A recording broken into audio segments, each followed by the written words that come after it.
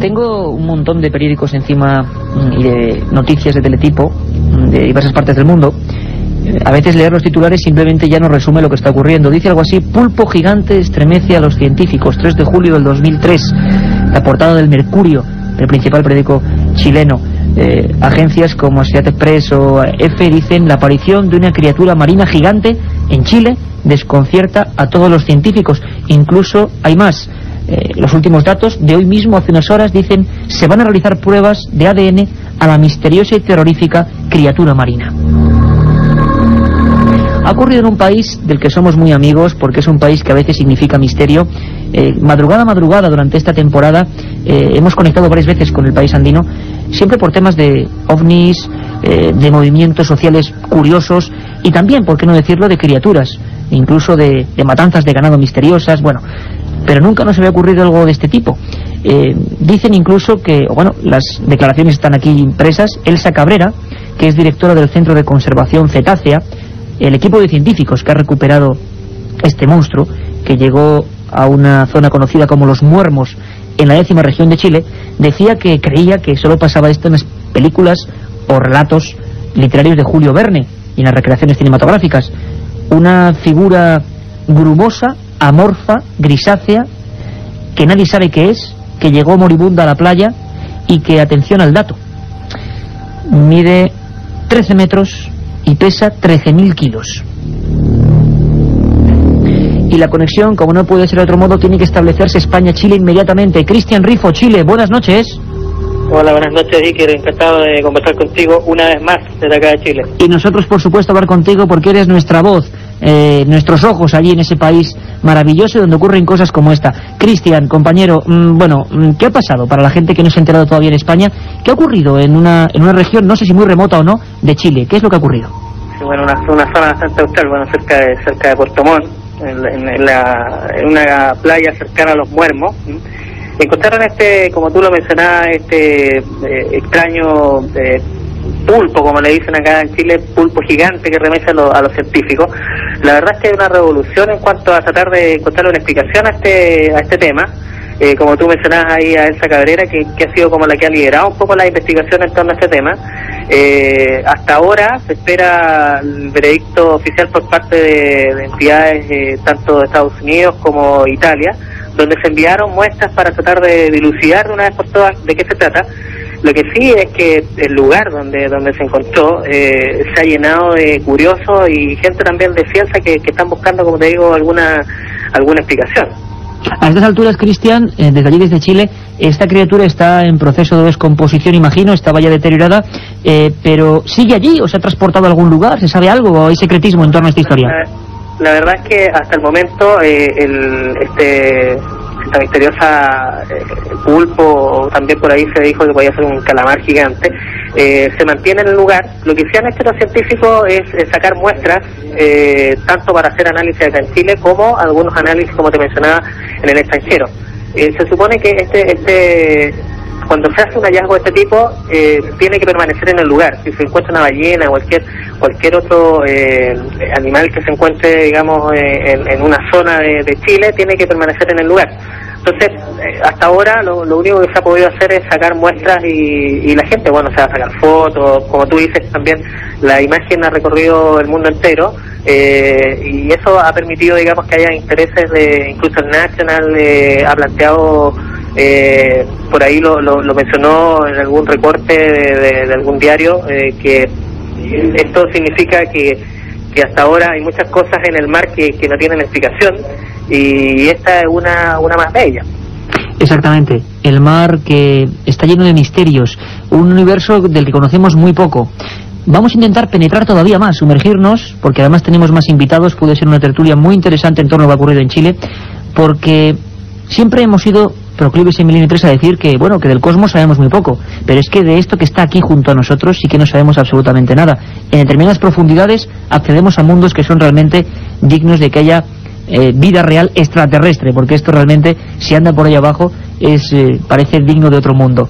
Escuchad muy atentamente a todos. Ahora seguimos con Cristian Rifo y con nuevos invitados, lo que nos cuenta, para ir todavía metiéndonos con el batiscafo más abajo, nuestro compañero Carlos Barroso.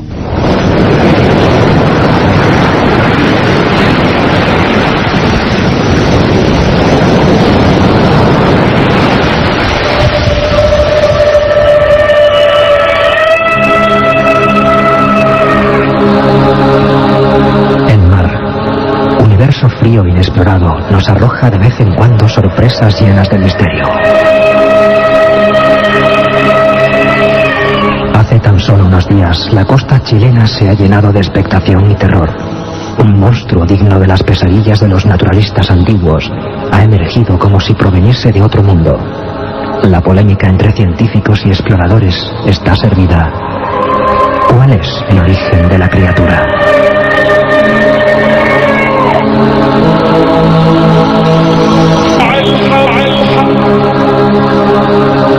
La otra realidad. Milenio 3, en la cadena SER. Ha ocurrido en Chile y estamos en contacto con Chile, pero también queremos abrir otra comunicación paralela con un buen amigo, director, uno de los socios de una de las más prestigiosas empresas audiovisuales, documentales, científicas de Europa, Trasglobe Films, Fernando González Siches, que ha perseguido por medio mundo, y hemos tenido la fortuna de ir con él en busca del calamar gigante. Imagino que esto le ha puesto los pelos como escapias. Don Fernando González, ¿cómo estás? Buenas noches. Buenas noches, ¿cómo estáis? ¿Cómo siente un auténtico aventurero? Eres de los últimos aventureros con ese espíritu, lo digo yo siempre, capaz de embarcarse en las historias en las que ya no desembarca por ese anhelo de descubrir. ¿Cómo se te queda el cuerpo cuando oyes a nuestro compañero Cristian Rifo allí en lugar de la noticia hablando de este monstruo, Fernando? Pues hombre, a mí lo primero que me siento es una casi insana envidia, porque me encantaría estar allí, pero es que además desde que ha surgido la noticia yo estoy entusiasmado porque esto va a desvelar por fin uno de los grandes enigmas de la criptozoología, que es el famoso pulpo gigante, que llevamos desde finales del 19 con un caso exactamente igual que este, que sucedió en noviembre, el 30 de noviembre del 1896, quiero recordar, y fue exactamente lo mismo en Florida. Lo que pasa es que todavía entonces no se podían hacer los análisis que se van a poder hacer ahora, porque si no me han informado mal, hay muestras ya de tejido que están pensando mandarse a Italia, a Inglaterra, a los científicos chilenos, en fin, que va a desvelar. Y la historia de este variamiento que hubo en Florida, que es apasionante, porque lo descubren dos ciclistas, te resumo así muy rápido. Sí, por supuesto, Fernando. Lo descubren por la mañana dos ciclistas, una masa también igual que esta, enorme, gigantesca, llena de arena en una playa.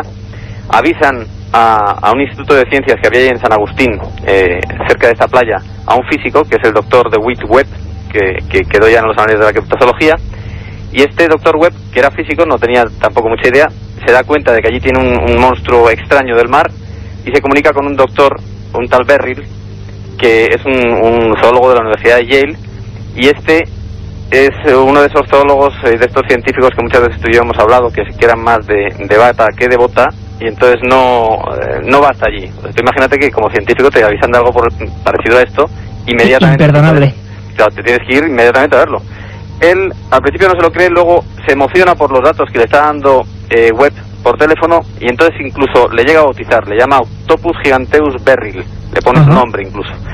Este doctor... este físico que lo había descubierto, de todas formas ve que Beryl, pues sí le pone el nombre, pero no le toma mucho interés, y sigue intentando que la comunidad científica se interese por esa masa enorme, porque él realmente quiere saber qué es. Entonces ya ha pasado casi un mes, él se va allí, coge 4 caballos, 6 hombres, un montón de cuerdas, intenta cuartear aquella masa y empezar a mandar a distintos científicos del país. Estamos hablando de 1897, con las dificultades que tenían de transporte, conservación y demás. Y consigue hablar también con un doctor, que es el doctor Dahl, del Museo Nacional de Washington, de la Smithsonian, al que le manda un montón de muestras de tejido. Este doctor dice que él no se cree nada de esto, que esto es una masa de grasa de la cabeza de un cachalote, que es un poco lo que están diciendo ahora mismo algunos científicos también. Y el que le había puesto el nombre, Beryl, al ver que este otro doctor y científico dice que es una ballena, entonces contradice su misma versión, su propia versión, y dice que efectivamente que no es un pulpo gigante y que es una ballena. Entonces se crea allí, se queda un poco en suspenso todo esto, y casi, pues fíjate, en 1971, o sea 70 años después, un grupo de biólogos, un tal Wood y un tal Genaro, investigan las muestras que todavía se conservaban en la Smithsonian. Que todavía estaban allí. Y estaban allí, conservadas pues con la conservación de la época, pero hacen un estudio y dicen que efectivamente las muestras que tienen allí son de un pulpo gigantesco. Los datos que tenemos aquí, Fernando, de ese pulpo gigante, esa especie extrañísima, dicen, al menos lo que hemos recogido, que puede superar los 9 metros y los 270 kilos. Se habla también de que en Japón se encontraron algunas muestras de 9,6 metros y 270 kilos, claro, muy lejos de los 13.000 kilos. Cristian Rifo, desde Chile, compañero, ¿cuál sería la fotografía para que la gente intente verlo con tus ojos? Yo sé que es difícil porque es una masa muy amorfa, pero se distingue una especie de cabeza por las fotografías que hemos visto, es de un color así como grisáceo, ¿se ven parte de los tentáculos? ¿Sí, Cristian? Sí, ¿aló?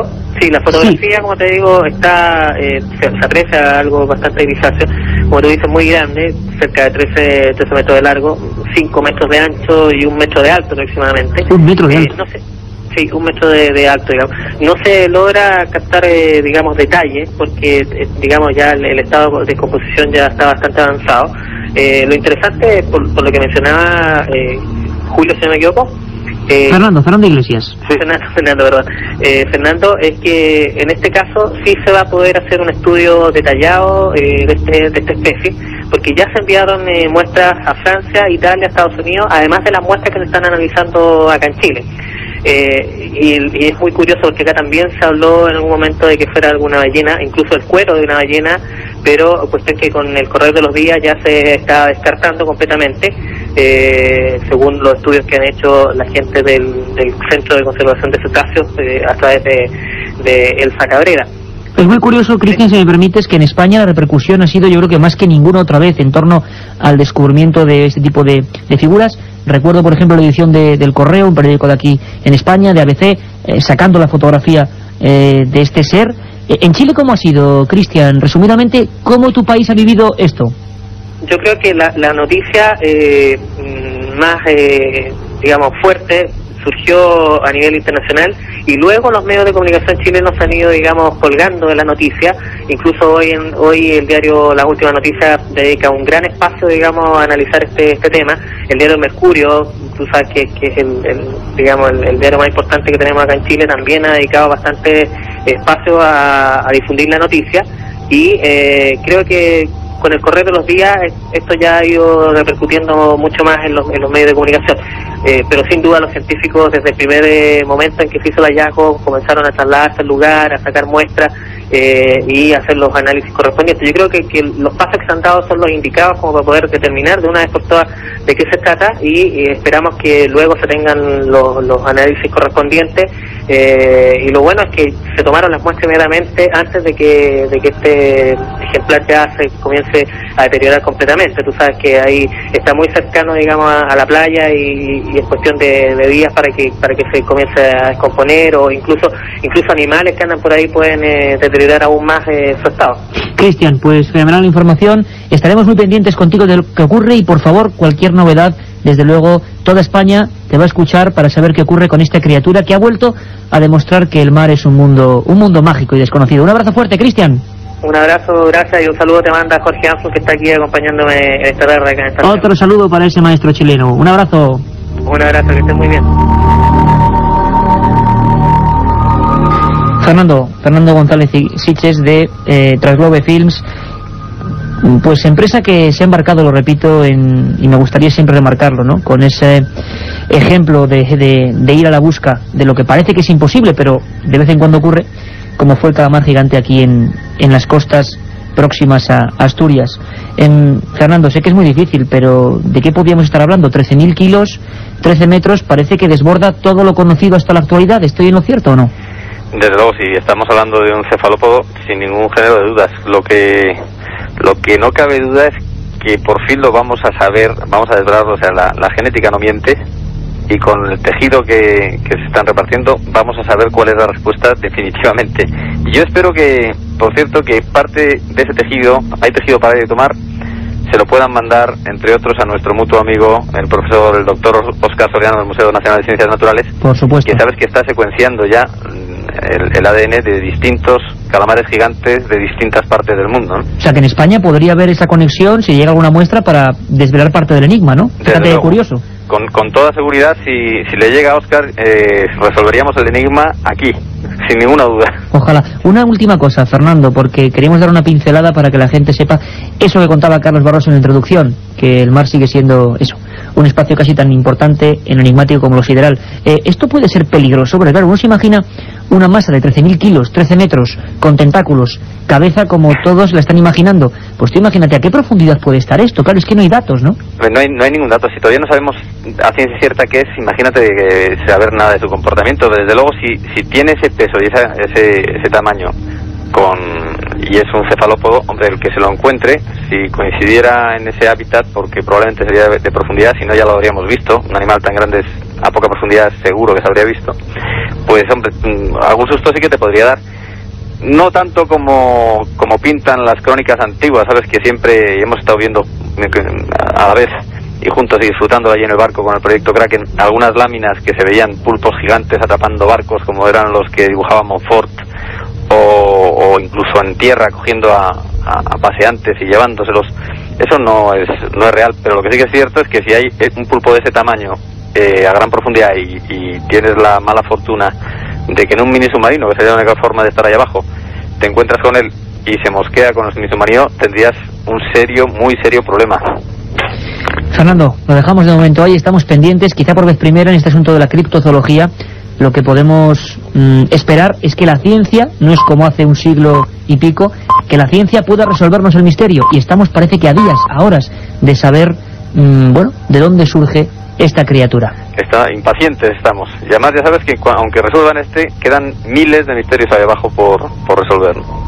Fernando, un abrazo muy fuerte, compañero. Seguimos pendientes del misterio, seguimos pendientes de la última noticia, lo contaremos aquí en Milenio 3. Un abrazo. Un abrazo muy fuerte, gracias.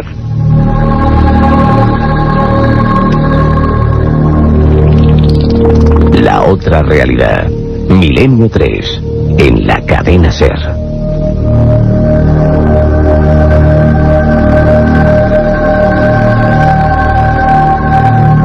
Apasionante la historia de esa criatura que ha dado la vuelta al mundo, la inmediatez de la información, lo repentino que es ahora mismo hacer con un botón de ordenador clic y que las noticias corran, pero cómo es la fuerza cuando alguien lo cuenta desde el punto de vista del apasionado científico, como es el caso del biólogo Fernando González, y cómo es también, ¿no?, escucharlo desde allí, desde Chile, sin que nadie nos lo cuente con otros ojos, sino los ojos de quien lo está viendo. Vosotros sabéis que sois principales, ¿no? Para eso hacemos este programa, para eso lo elaboramos, para eso lo creamos. Y se repetían algunas preguntas. Una de ellas, para cambiar el rumbo, en larga cambiada, como diría el maestro Manolo Molés, era sobre el tema OVNI, siempre presente en este programa, que como veis se dedica a todo lo desconocido. Pasamos de la criptozoología a los misterios del espacio de un plumazo. Muchos habéis oído, incluso de generaciones de personas ya más mayores, aquello del libro azul. Estadounidenses, militares, secretos OVNI. ¿Qué ocurrió? ¿Qué es? Hay una sección que llamamos archivo secreto, que pretende que todos nos culturicemos, entre comillas, primero nosotros, eso desde luego, sabiendo qué ocurre con algunas cosas dignas del diccionario del misterio. El libro azul, ¿qué fue? ¿Quién lo hizo? ¿Mintió o fue verdad? ¿Afirmó que había ovnis o fue un bulo a nivel oficial y secreto? Vamos a descubrirlo.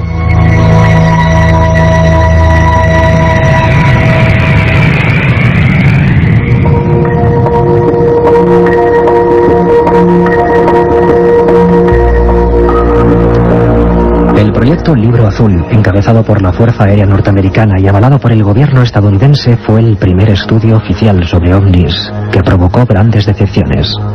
Se investigaron más de 12.600 avistamientos y se intentó dar explicación a cada uno de ellos. No obstante, 700 de estos fenómenos nunca fueron aclarados.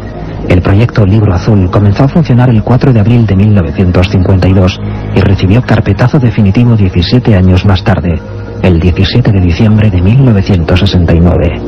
Las principales conclusiones del estudio fueron que no había evidencia de que los avistamientos se correspondieran con vehículos extraterrestres, que no representaban tecnologías más avanzadas y que no suponían ninguna amenaza para la seguridad.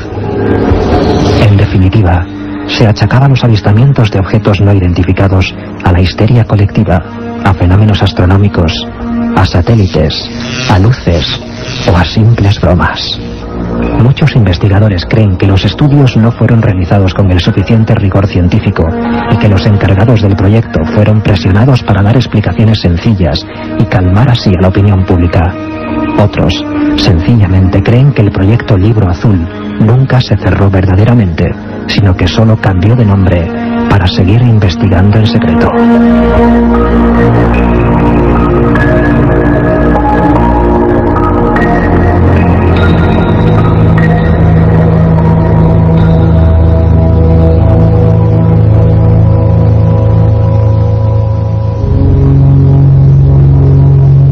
qué es lo que pensáis vosotros cuando son las 10:34 de este primer sábado en la campaña de verano de Milenio 3. ¿Fue una especie de escudo para seguir investigando el tema en secreto?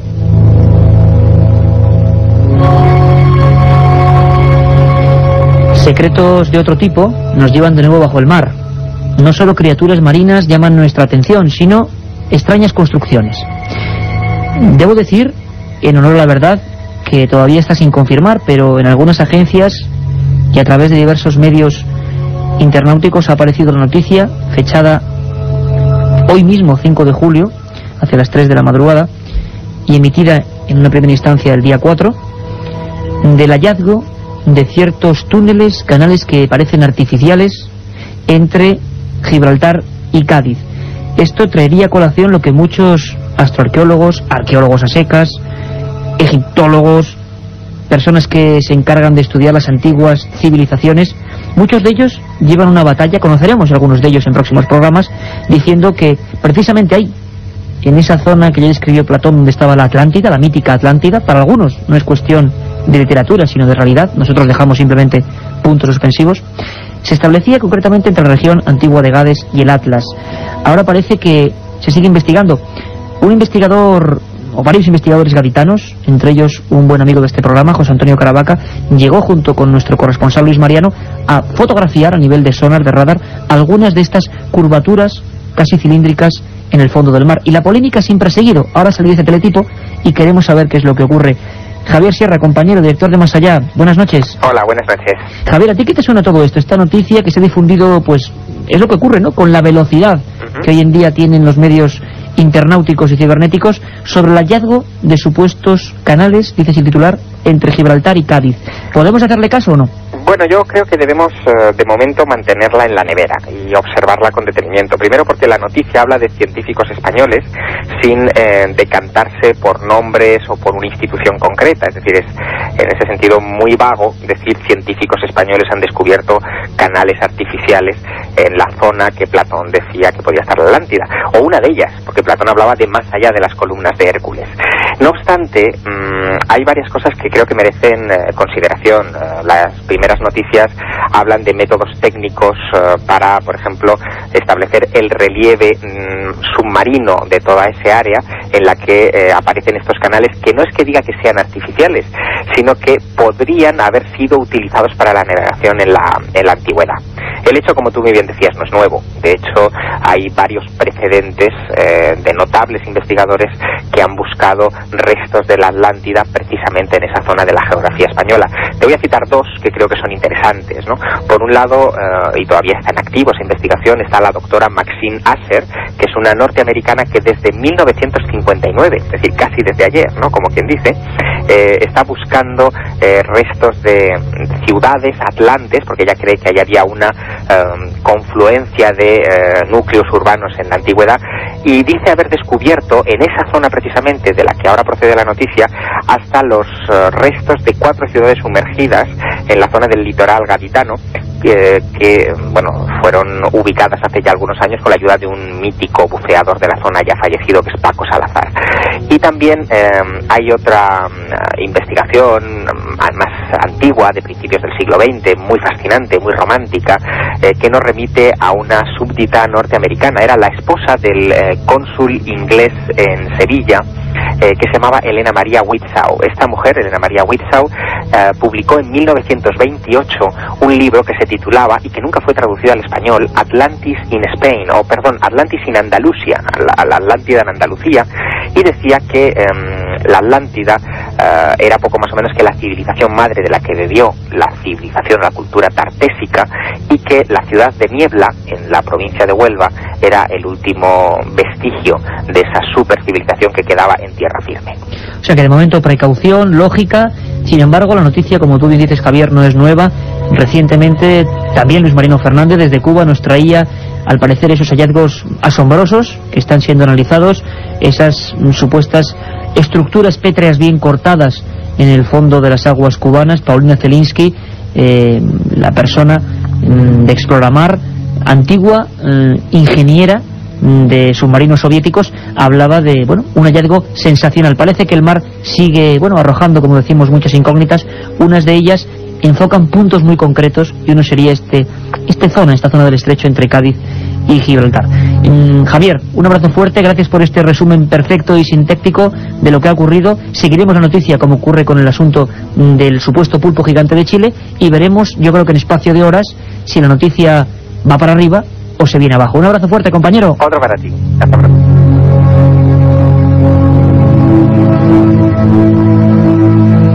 Y vamos a aprovechar todos los sábados, aparte de dar un repaso a estas noticias que están ocurriendo, siempre con los mejores especialistas, por las personas que lo están viviendo desde el lugar de los hechos, con los últimos documentos, pues vamos a hacer también algo que nos apetecía mucho.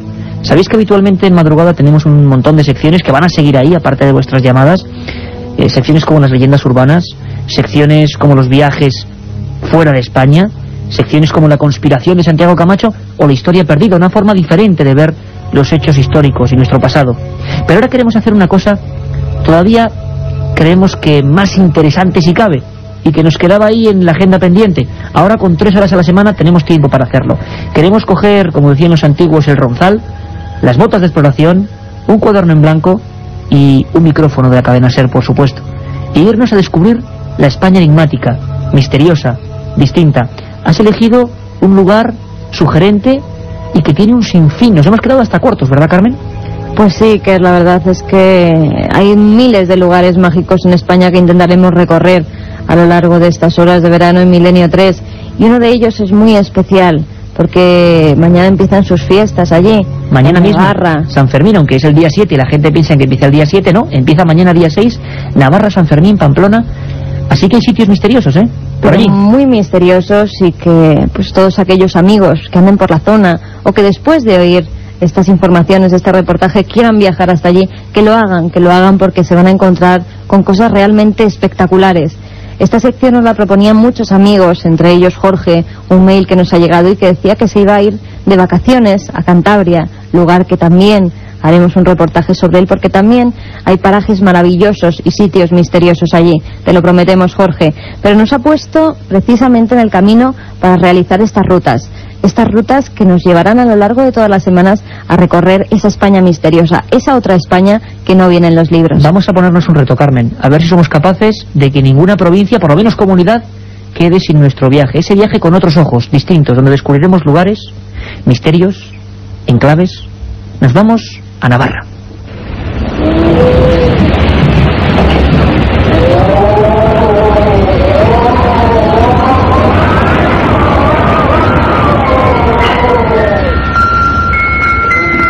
Situada en el maravilloso Valle Valdizarbe, se alza una de las ermitas más sorprendentes de la ruta jacobea. De estilo románico, la iglesia de Santa María de Unate nos saluda en este enigmático lugar. Dicen que se trata de un enclave lleno de fuerzas positivas, de energías telúricas que irradian desde el cercano cruce de caminos. Los constructores sabían que era un lugar mágico, destinado a facilitar el proceso de ascensión del alma de los fallecidos, muertos que fueron enterrados y posteriormente hallados por cientos en los alrededores de la iglesia.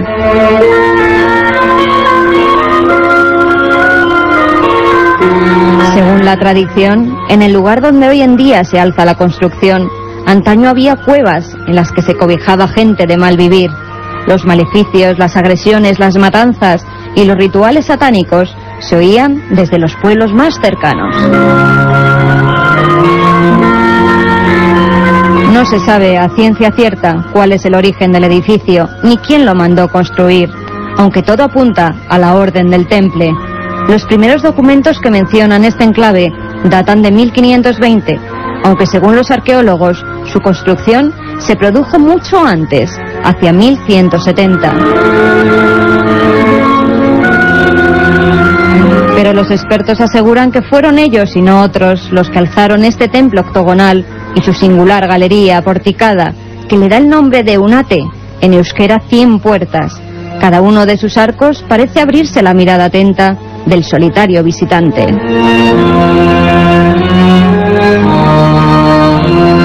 Los bafomets o machos cabríos que los templarios adoraban nos muestran sus rostros demoníacos. sus penetrantes ojos, el terror de sus expresiones y los cuernos que surgen del cráneo hacen que un escalofrío recorra el cuerpo del forastero.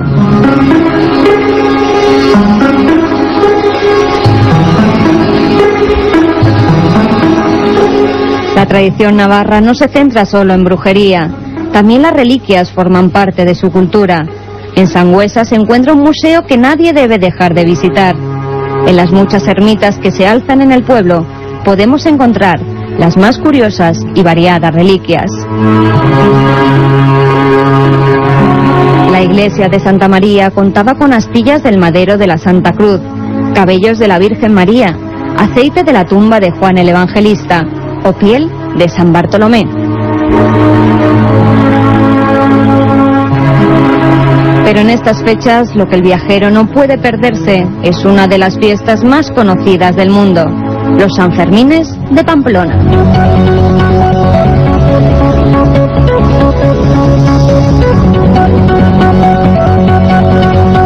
Mañana, 6 de julio, cientos de miles de personas gritarán ¡Viva San Fermín! Y el cohete o chupinazo anunciará el comienzo de 9 días de alboroto, en las que la ciudad siempre tranquila cambiará el color verde de sus parques por el blanco y rojo de la alegría. Desde las 7 de la mañana los mozos se concentrarán por las calles del Casco Viejo, periódico en mano esperando la salida de las bestias, que recorrerán 800 metros de emoción y peligro.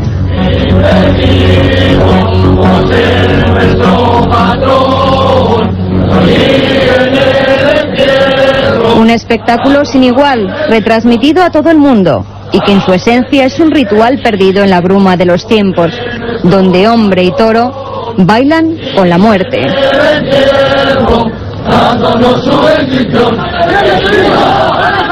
La otra realidad.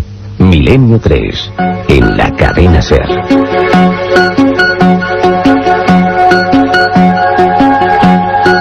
Pues aquí estamos, Milenio 3. Son las 11 menos cuarto de la noche de este formato nuevo de los sábados. Y importante, ya están abiertas todas las líneas. Vamos a empezar a dar rienda suelta a vuestras peticiones, críticas, sugerencias. Milenio 3 con número @cadenaser.com. Milenio 3 con número @cadenaser.com. Aquí van a estar Katy y Carmen para contarnos lo que opináis. Y importante, y realmente creo que digno de ser destacado, en las madrugadas, cuando incluso haya participación telefónica, siempre cada madrugada sortearemos varios libros. Sabéis que los libros son parte fundamental porque en ellos está la sabiduría, también en el misterio, claro que sí.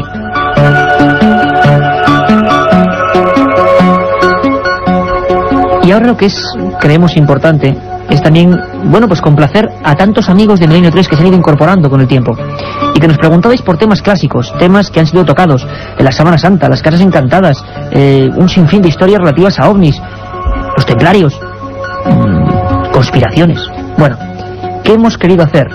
Pues gracias al compañero Jorge Martínez hemos inventado un sistema único, patentado, por esta casa y este equipo, una especie de cronómetro. Es difícil contar en 60 segundos muchas cosas, pero a veces 60 segundos son suficientes y valen más de cualquier imagen. Esos 60 segundos van a llevarnos a un tiempo del pasado. Va a ser como un flashback.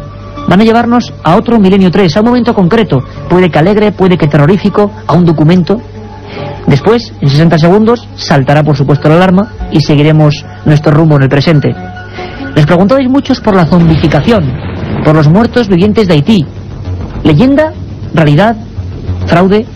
Tuvimos aquí, más o menos hacia el mes de enero del 2003, a Juanjo Revenga, de la Sociedad Geográfica Española, que convivió con ellos, que pasó meses junto a ellos, llegando a donde no ha llegado ningún hombre blanco.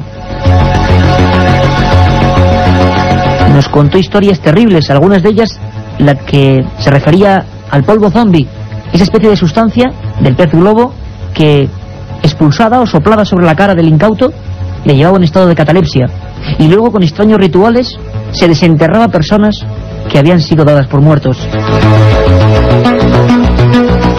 Y en ese programa Juanjo Revenga nos trajo documentos que tienen la fuerza de ser, como él dice, grabados allí, en las ceremonias, de noche, con gente clavándose púas en las carnes, con personas bebiendo sangre, a tan solo unos centímetros de la grabadora.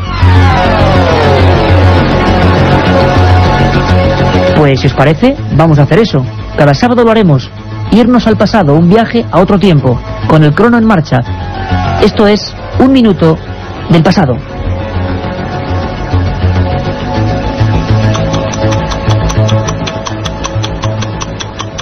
En este caso nos vamos directamente con la magia de la radio hasta Haití. Y allí escuchamos unos sonidos, como decimos, fuertes, tremendos, rotundos. Vamos a escuchar, Juanjo.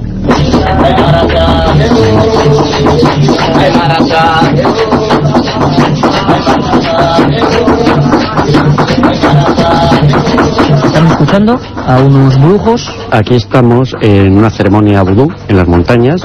Hay unas 50 personas tocando tambores, cantando, y está el Ungán, el sacerdote que va a ser poseído por el Loa, por el espíritu, y es el que le concederá el poder, ¿no? Para ello el sacerdote baila, se mueve entre ellos. Estabas allí, sí, esto no viene a ningún sitio. Esto es grabado por Juanjo Revenga. Está apretado el botón del rec por mí de este sonido. Lo cierto es que el sacerdote aparece, se mueve entre la gente, empieza con alfileres, se puede llamar casi como agujas de 0 punto, a atravesarse la cara, sigue cantando, bebe en porciones, siempre llega al trance. Un viaje en busca del misterio. Milenio 3, en la SER.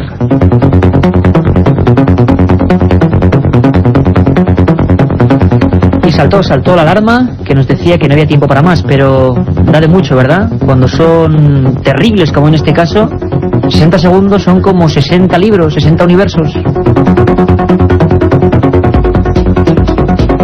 Y después de los zombies, dejándolos a un lado, desde luego que a veces parece mejor que es, bueno, no verlos, ¿no? No coincidir con ellos. Las historias que nos contaba Juanjo Revenga eran de poner los pelos de punta. Él estuvo 3 días, si no recuerdo mal, sin conciencia. Aparecía en una habitación, tumbado, le habían echado, había sido demasiado arriesgado, le habían echado en plena cara el polvo zombie. El polvo, como dicen ellos, pudre.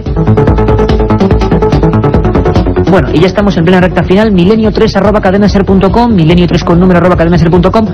Katia Rocha, compañera, un montón de mails, buenas noches, un montón de mails sobre un tema de plenísima actualidad. Pues sí, la verdad es que es sorprendente, porque después del programa que hicimos la semana pasada, el domingo pasado, sobre los psico-killers, hay cantidad de emails que nos preguntan que qué coincidencia que justo hagamos el programa y esta semana haya pasado a disposición judicial el supuesto asesino de La Baraja. Nos preguntan varios que si lo hemos hecho aposta. Bueno, pues mira, ya no demasiado poder, ¿no? Pero vamos. Desde luego, hombre, si ha servido para que el culpable, vamos a ver si toda la investigación llega ahí. Supuesto culpable. Claro, el tal Alfredo es él, pues hombre, desde luego todos los programas son pocos, pero son las serendipias, ¿no, Katia? Casualidades imposibles. La semana pasada con Salvador Ortega, que ha intervenido luego en otros programas de la cadena SER, uno de los pioneros de la policía científica, y dicen que el máximo, yo lo afirmo, por supuesto, experto en psicoquilos en España, nos hablaba, si te acuerdas, de cómo atrapó el alarropiero, que llevaba 48 muertes a la espalda, él mismo cómo lo atrapó. Y hablábamos de algunos casos sueltos, y de repente esto, el asesino de La Baraja. Desde luego, la próxima semana, todos los datos de la investigación.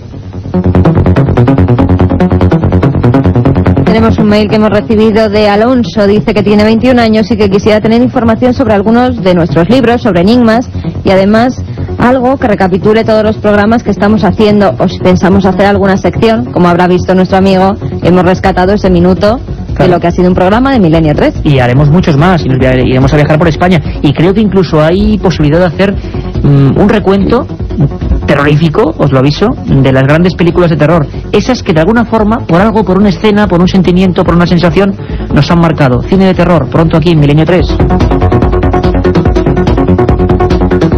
Y los libros, bueno, pues cantidad, vamos a hablar de eso ahora precisamente. Al final presentamos un libro el día 9 de miércoles, estáis todos invitados, todos los amigos de Milenio 3, ahora lo comentará Carmen Porter. Importante, la web amiga de este programa, milenio3.net o ikerjimenez.com, que es exactamente lo mismo, ikerjimenez.com, con un gran esfuerzo, con buenos amigos como José Manuel García Bautista y Rafa Cabello, y el permiso de esta casa, por supuesto, hacemos que miles de personas cada semana puedan escuchar, si no han podido llegar a tiempo, hay, creo, 80 programas de Milenio 3 a vuestra disposición. El horario preocupa mucho a los oyentes, y la mayoría pues se felicitan, bueno, muchísimas gracias, nos felicitan al equipo porque en el horario de verano quieren aprovechar para escuchar más la radio, escuchar el programa. Entonces nada, recordamos que hacemos doblete, sábados y domingos de 10 a 11 de la noche y por supuesto el programa de las madrugadas, la madrugada del domingo al lunes de 3 a 4 de la mañana, ese magazine que tanto éxito está teniendo. Y por ejemplo, dos de los oyentes que nos lo han preguntado son Manolo Liguero de Huelva y también Nuria Fernández, ambos muy preocupados por el horario de verano. Esas madrugadas donde entran en la conciencia, en las habitaciones y en los lugares mejor que nunca esas dramáticas historias que tú cuentas, las leyendas urbanas. ¿Verás la de esta semana? Más bien, Carmen. Diego Cabanillas ha estado escuchando el programa y dice que quería saber si podríamos tratar en algún programa algo referente al mito de la Atlántida. Si es verdad que se ha descubierto ahora o que puede ser esa ciudad que ya citaba Platón. ¿Qué hay más de la Atlántida? ¿Quién más ha hablado sobre ella? ¿Hay alguna leyenda que sepa, que nos diga algo? Vamos a intentarlo, Carmen, con los especialistas. Hay varios en España, curiosamente, arqueólogos prestigiosos que andan buscando esas ruinas por debajo de las aguas. Tendremos su voz y, por supuesto, como siempre, vosotros opinaréis. Gran cantidad de emails nos llegan desde Latinoamérica, tanto México como Chile, Argentina. Preguntan si vamos a hacer un Milenio 3 especial para Latinoamérica. En muchas ocasiones, pues no van muy desencaminados porque quizá en un futuro se puede hacer. Desde luego, está mal que yo lo diga, pero interesados ya alguno hay. Bueno, vamos a ver, ojalá sea posible, Katia. Y es que, tú lo sabes bien, en Sudamérica, Hispanoamérica, hay una gran cantidad de enigmas, hay una gran cantidad de interés en estos asuntos. Incluso muchos de los casos que aquí hemos tratado han sido solo pues ocurridos en Chile, como hoy empezábamos el programa, en Argentina, en Perú. Así que desde luego los temas son comunes y lo que es importante es que estamos con todos vosotros, amigos, al otro lado del charco.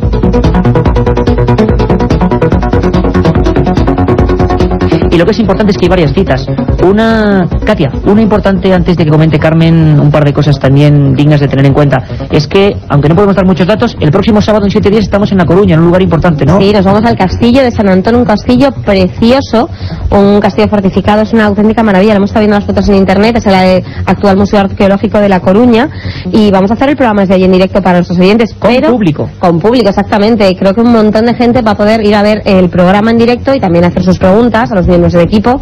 Daremos más datos de Exacto, daremos más datos y lo importante es que además no solo el programa de 10 a 11, sino que desde por lo menos una hora antes estaremos con vosotros para que nos preguntéis allí en ese castillo. Y nos vamos viendo, Carmen, una cita importante para todos los amigos de Milenio 3 y para don Javier Manzano, el maestro que ya entra en los estudios con todas las noticias dentro de un momento, por supuesto también invitado, Carmen. Pues será la presentación el próximo miércoles, día 9 de julio, de Tumbas sin nombre, el último libro de Iker Jiménez y Luis Mariano Fernández. ¿Dónde se va a realizar? Pues en la Casa de Cantabria. Este sitio se encuentra en la calle Pío Baroja sin número y está casi en la esquina con Menéndez Pelayo. Allí nos podemos encontrar todos a las 8 de la tarde. 8 de la tarde, miércoles 9, Tumbas sin nombre, documentos, sonidos, miedo, imágenes y sobre todo amistad y estrecharos la mano. Mañana tenemos una bomba informativa. Vamos a hablar de eso, de todas las investigaciones de Tumbas sin nombre. Acabamos de regresar de Belmez, algo espectacular, terrible. El libro, las investigaciones que sacó Milenio 3, la cadena SER, han provocado un terremoto de conciencias. Esto es un pequeño detalle, ¿verdad, Carmen? Es María Gómez Cámara, que está allí con sus caras, que sigue ahí, y que pronuncia unas palabras con una mezcla de sentimientos que mañana vais a descubrir. Tumba sin nombre. ¿Y sabe por qué se llama tumba sin nombre? Porque hay una lápida aquí en la Virgen de la Cabeza que no tiene el nombre. Por eso lo han puesto. Efectivamente, doña María, con nuestros saludos, por eso lo hemos puesto. Unas lápidas sin nombre que tienen las claves del enigma de Belmez, Carmen. Unas tumbas, además, donde está enterrada su familia, pues trataremos todo el tema de las caras, los nuevos descubrimientos que relacionan esos rostros con la dueña de la casa, María Gómez Cámara, las últimas investigaciones que hemos realizado en el Santuario de la Cabeza en Andújar. Y tendremos, como hemos visto, las voces de los protagonistas de los hechos. Y muchos en directo, por vez primera. Exactamente, Iker, conectaremos con Belmez, en directo, en riguroso directo, para que todos nuestros oyentes sepan la realidad del fenómeno. Bueno, pues esto ha sido el menú de hoy, el magazine. De momento los sábados, este formato con un montón de, digamos, noticias de actualidad. Y por supuesto los domingos monográfico, de 3 a 4 los domingos, vuestras llamadas. Y queremos despedirnos siempre con una frase. Creemos que hay frases que encajan perfectamente con la filosofía de este programa. Son frases que hacen reflexionar. Y antes de iros con Javier Manzano y sus noticias, os dejamos con esta.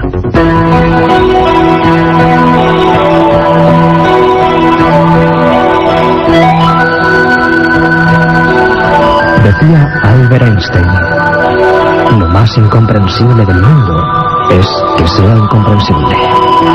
La otra realidad. Milenio 3.